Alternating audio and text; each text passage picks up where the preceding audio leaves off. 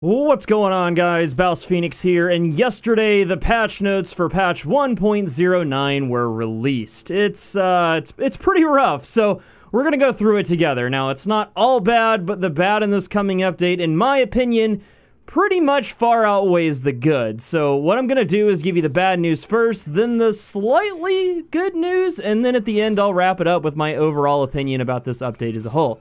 So anyway, bad news first. The TLDR of it is already in the title, which is that Revenge is getting what we're perceiving as a massive nerf. Now, to understand all of what I'm about to say, let's take a quick look at how the basics work with Revenge. So, in short, and according to the devs, Revenge gain is based on two core elements. Starting with the first core element, the type of attack contact you receive determines how much raw Revenge score you earn for an incoming attack. Contact here means if it's blocked, parried, or if it hits you. Depending on the outcome of the attack, which is again, whether it hits you or you block it or parry it, you get a base Revenge score that's added to your Revenge meter. Now, as a side note here, melee attacks like Lawbringer's Shove that don't do any damage have a flat value, and we'll talk about that here in a second, but to sum up this into a formula for you math people out there, the equation would be raw attack damage times contact multiplier equals your base Revenge score. So in plain English, that is how much the incoming attack has the potential to do times how you react to it, which, for the third time, is a block, a parry, or a direct hit. Now, the second core element to Revenge gain is the group fight status. This is what adds a multiplier to your base Revenge score, which, if you're still following along, was the formula we just took a look at. So that number is then given a multiplier based on how many people you're fighting. Currently, the multiplier is 0.85% if you're fighting 2 or more opponents, or 0.2% if you're fighting in a 1v1. So for example, to apply all this, let's say that an incoming heavy attack does 25 damage. That would be your raw attack damage. We'll multiply that times the contact modifier, and we don't know those numbers, so let's just say that it's 2 for the purposes of this word problems, if we block the attack. So 25 times 2, which is your contact multiplier, is 50.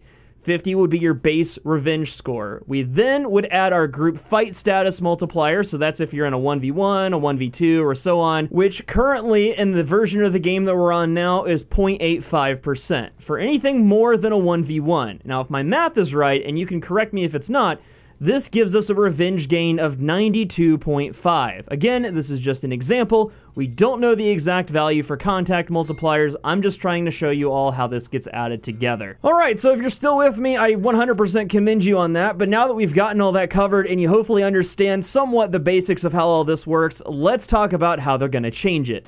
Firstly, they're making it so that each type of engagement now grants you a multiplier that scales in strength with the amount of enemies you're fighting. So remember, right now with how the game works currently, anything more than a 1v1, it gives you 0.85%. Moving on to patch 1.09 though, a 1v1 is still a 0.2% multiplier. A 1v2 is now only a 0.5% multiplier, a 1v3 is a 0.75% multiplier, and a 1v4 is the 0.85% multiplier.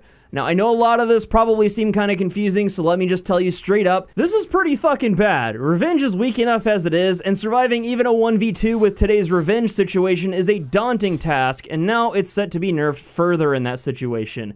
Revenge was almost useless before, but with patch 1.09, it'll be basically irrelevant. But wait, it gets better. Let's continue. The second change they're making deals with outgoing attacks when surrounded. Previously, you could zone attack while surrounded, or just attack in general, and your outgoing attacks would contribute to your Revenge gain. With patch 1.09, outgoing attacks are being removed from the computation, and only incoming attacks will be contributed to Revenge.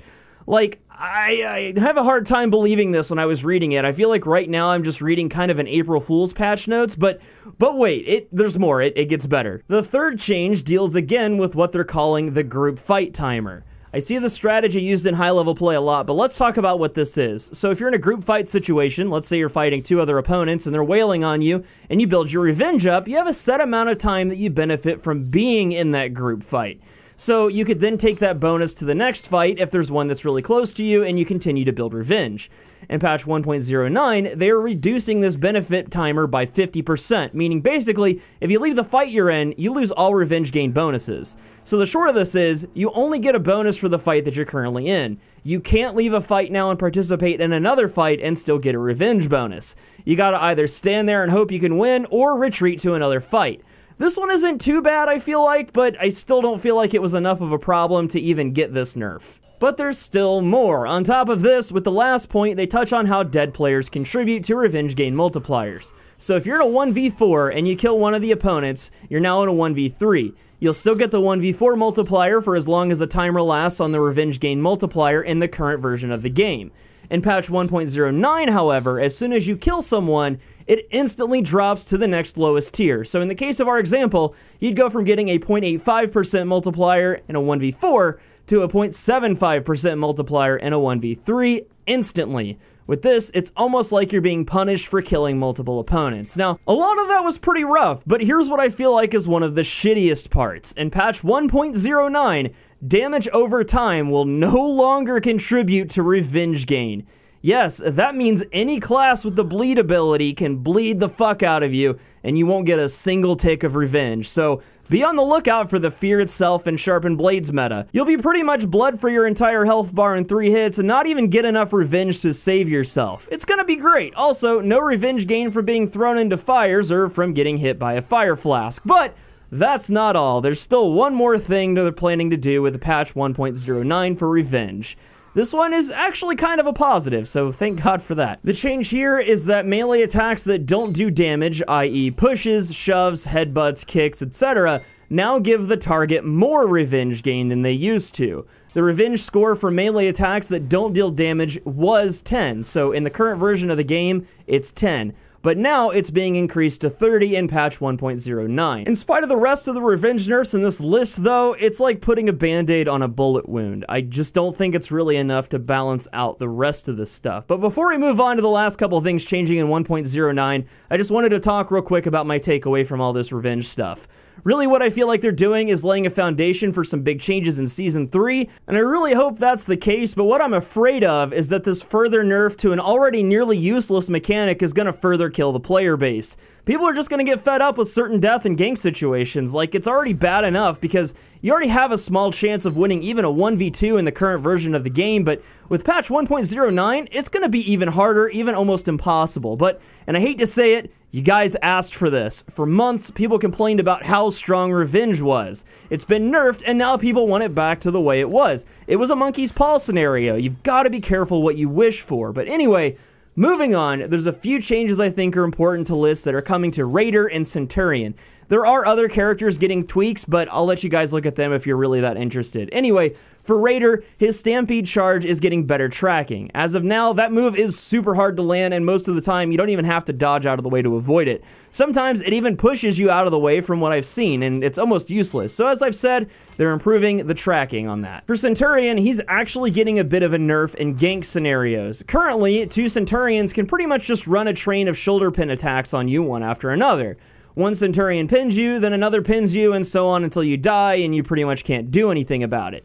In 1.9, however, they're fixing it so that the shoulder pin can't be spammed. Yay. Moving on from heroes, though, a couple of feats are getting reworked again, and the 2 most important are the Thick Skin and Flesh Wound feats. These basically translate into Warlord and Peacekeeper nerfs, which I don't think anyone is going to be sad about, but for those of you that don't play these characters, Thick Skin and Flesh Wound are passive feats that pretty much increase your defense. With patch 1.09, these feats will stay active until you're hit, and after that initial hit, you'll have a 3-second cooldown until the defense attribute returns.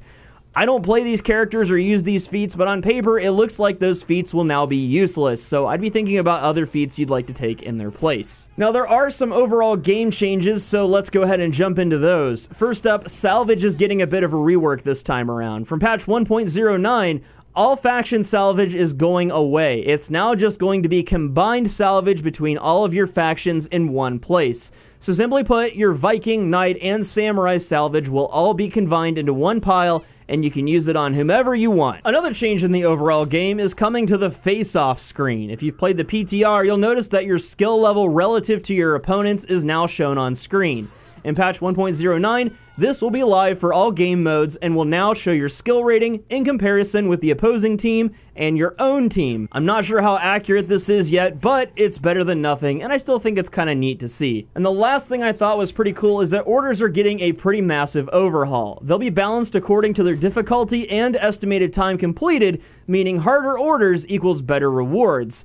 There's also going to be a better distribution of objective-based orders, so hopefully we don't get 4 duels orders in one day or something like that anymore.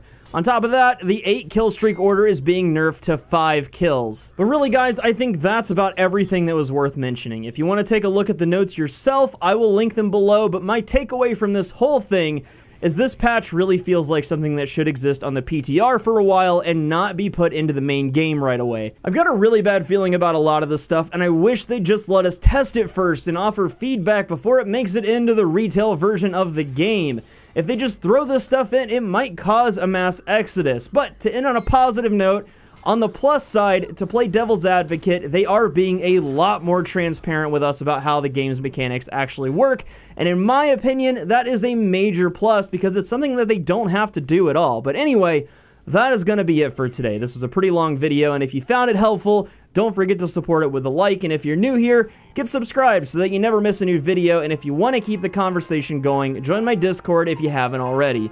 Until next time though, I'm BouseFeenux, I'll see you at the next one, and as always, thank you so much for watching.